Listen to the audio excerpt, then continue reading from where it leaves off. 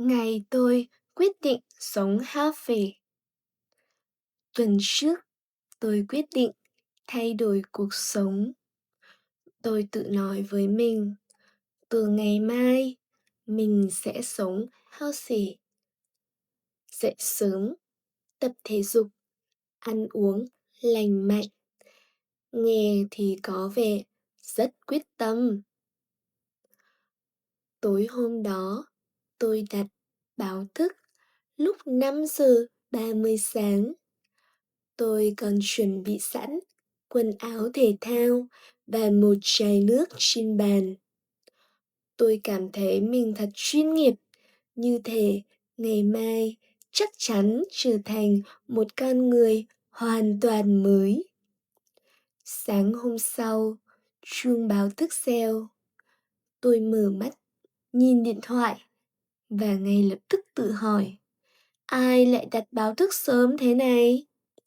Sau khoảng 3 giây suy nghĩ, tôi nhớ ra, chính là tôi.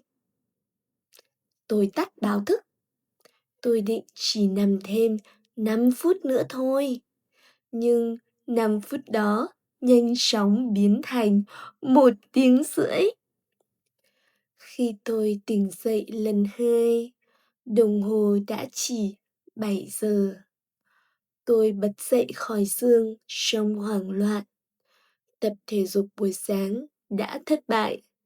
Nhưng tôi tự an ủi, không sao, healthy không chỉ là tập thể dục, ăn sáng lành mạnh cũng được. Tôi mở tủ lạnh, tôi nhìn hộp salad mình mới mua hôm qua. Tôi cũng nhìn thấy một miếng bánh ngọt còn lại từ cuối tuần. Tôi đứng đó khoảng 1 phút, suy nghĩ rất nghiêm túc về giá trị dinh dưỡng của cả hai lựa chọn. Cuối cùng, tôi đã chọn bánh ngọt.